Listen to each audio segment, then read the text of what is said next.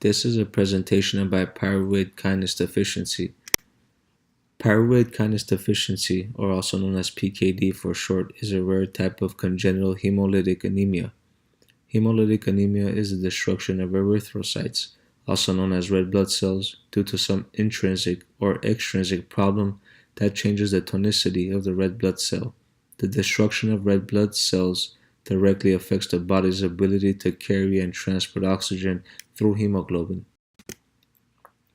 Pyruvate kinase deficiency is due to an autosomal recessive, compound heterozygous or homozygous mutation in the PKLR gene.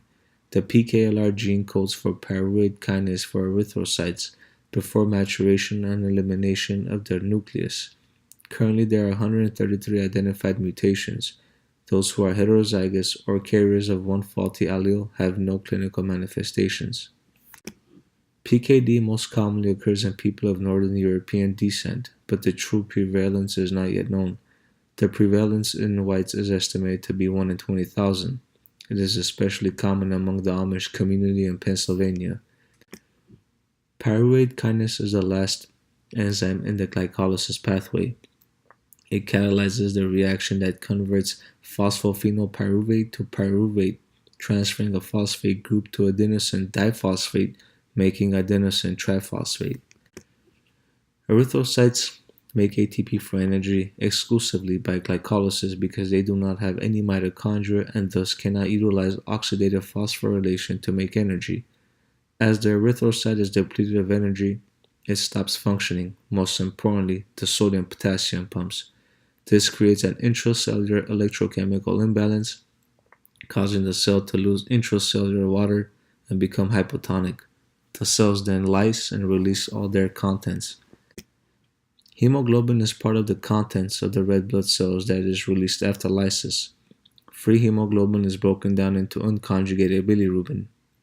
The liver normally converts unconjugated bilirubin to conjugated bilirubin, which is then excreted from the body in the stool and urine.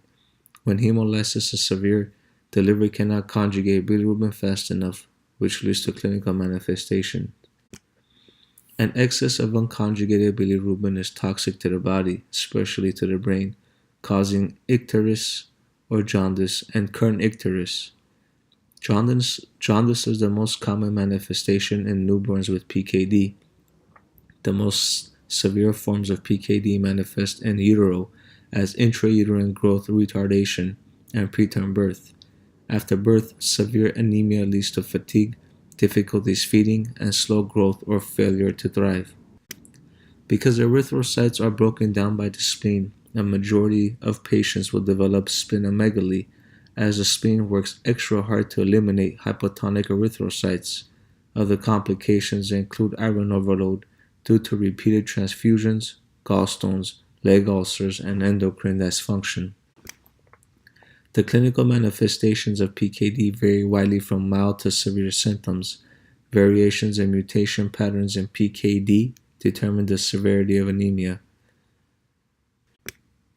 In the mildest forms of PKD, the body is able to compensate for anemia by shifting of the oxygen dissociation curve to the right, decreasing the oxygen binding affinity of hemoglobin, allowing for easier release of oxygen in hypoxic tissues. It is thought that this mechanism is accomplished by a buildup of 2,3-disphosphoglycerate, an intermediate of glycolysis. Currently, there is no clinical standard for a cure for PKD, and treatments are usually aimed at alleviation of anemia, symptoms, and complications from chronic hemolysis. In newborns, the treatment for jaundice is phototherapy with ultraviolet light, which conjugates unconjugated bilirubin. Other treatments for PKD include transfusions, splenectomy, cholecystectomy, iron chelation, and stem cell transplantation. Transfusion therapy is used most often, and the need for it seems to diminish as PKD patients get older. Splenectomy is performed in PKD individuals if hemolysis does not stabilize. Currently, there are studies being conducted for gene therapy that involve transferring a normal PKLR gene into human cell lines. To conclude, pyruvate kinase deficiency is a rare form of congenital hemolytic anemia. Its phenotypic manifestations range from mild to severe, but in general, patients tolerate the anemia. Those who do not will receive a splenectomy. Currently, there is no definitive cure, but research is being conducted for better treatments.